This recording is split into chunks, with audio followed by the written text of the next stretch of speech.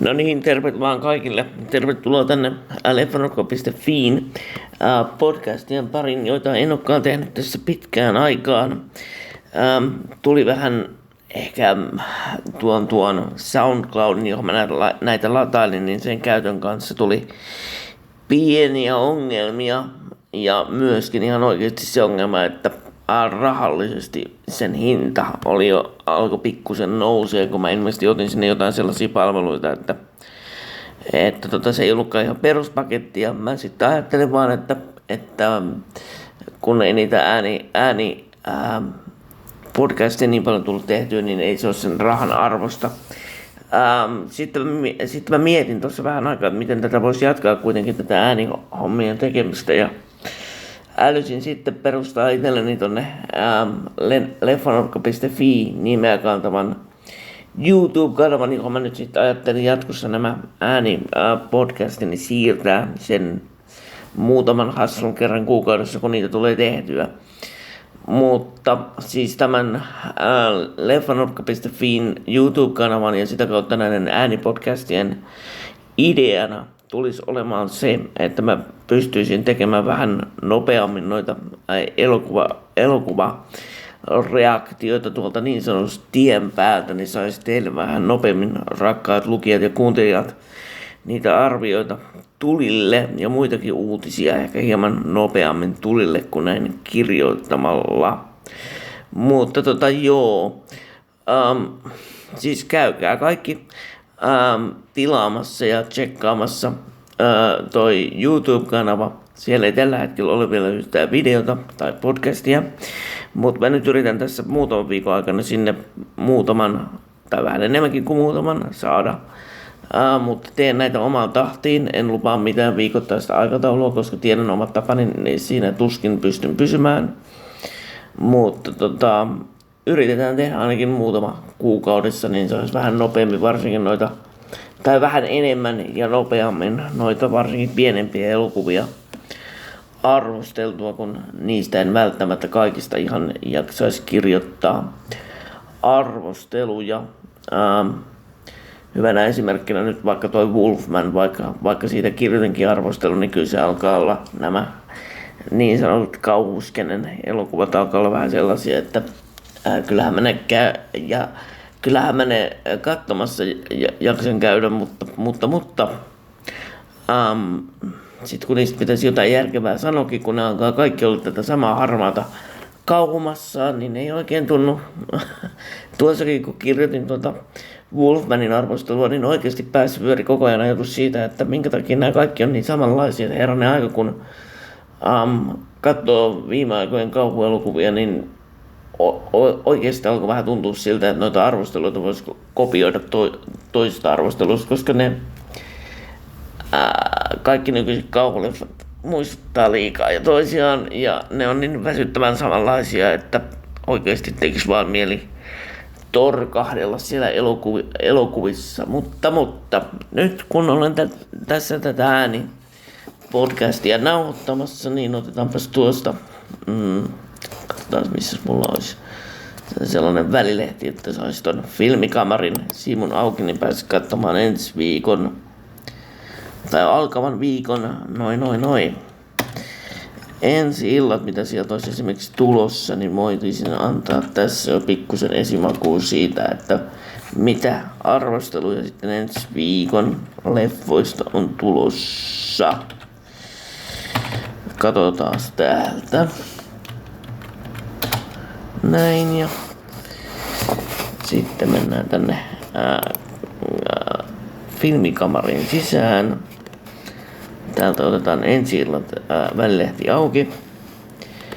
No niin, sieltähän on tulossa oikeastikin ihan hyvää elokuvaa.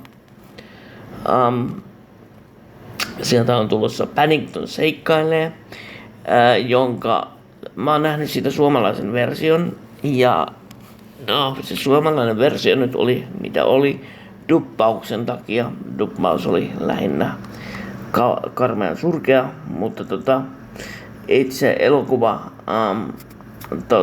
vaikutti ihan lupaavalta, niin käypäs katsomassa siitä vielä ensi tiistaina tuon englanninkielisen version, niin sitten katsotaan miten paljon parempi se on.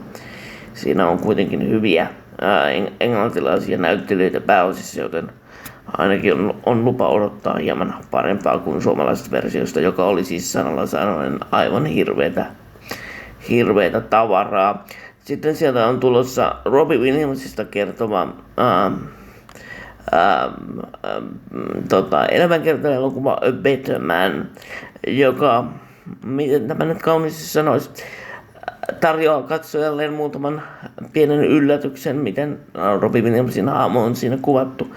Mutta jos tykkää muusikoiden elämänkerta-elokuvista, niin sit se on varmasti ihan ok.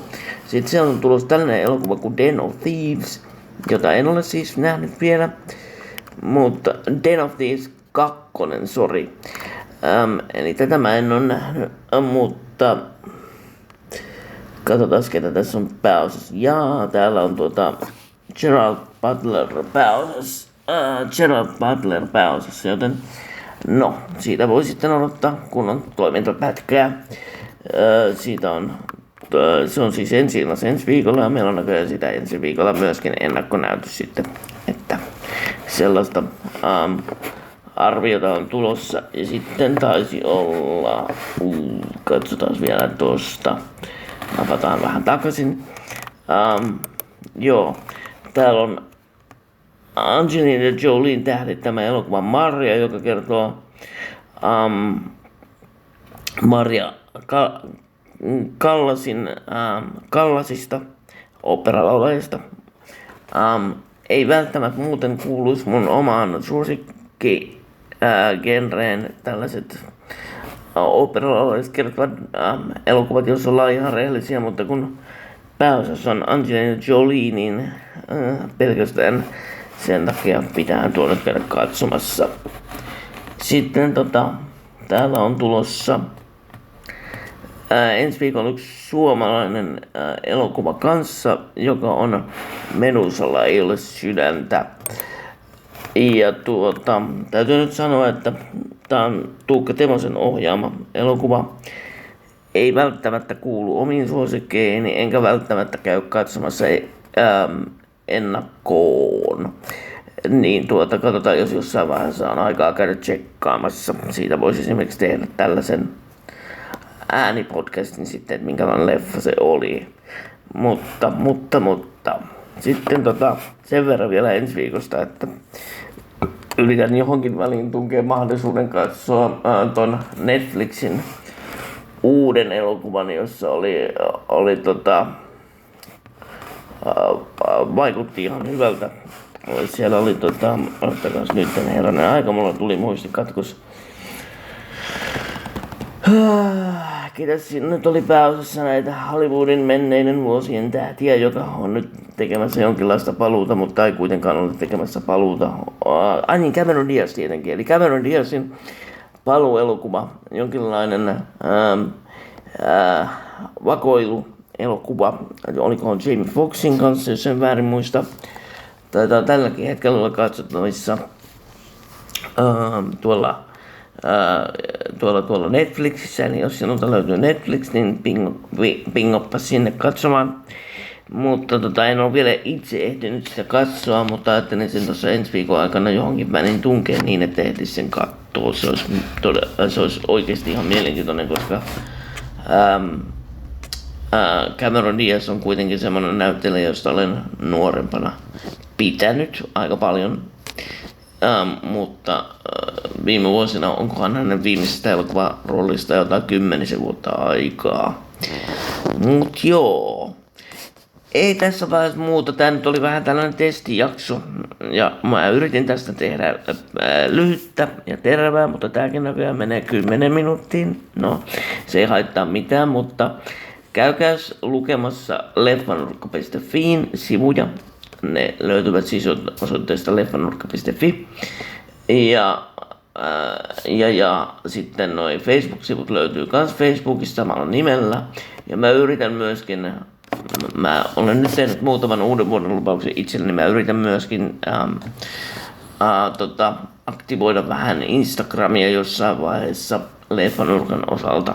Katsotaan milloin se onnistuu. Ja löytyykö siihen halua ja aikaa. Mä oikeasti toivon itseltäni, että siihen löytyisi halua ja aikaa. Mutta ei tässä vaiheessa muuta. Hyvää sunnuntain jatkoa ja ensi viikon alkuun palataan ensi viikolla. Ja sitten käykää ehdottomasti lukemassa TV-elokuvien arvosteluja. Niitä mä yritän sinne laitella joka päivä. Ja sitten huomenna käyn katsomassa ainakin tuon uuden Klaus Härön elokuvan, jonka nimen mä olen tietenkin hienosti unohtanut, mutta siis uusinta Klaus Häröä olen menossa katsomaan huomenna tuonne elokuvateatteri Gildaan kulttuurikasarmille.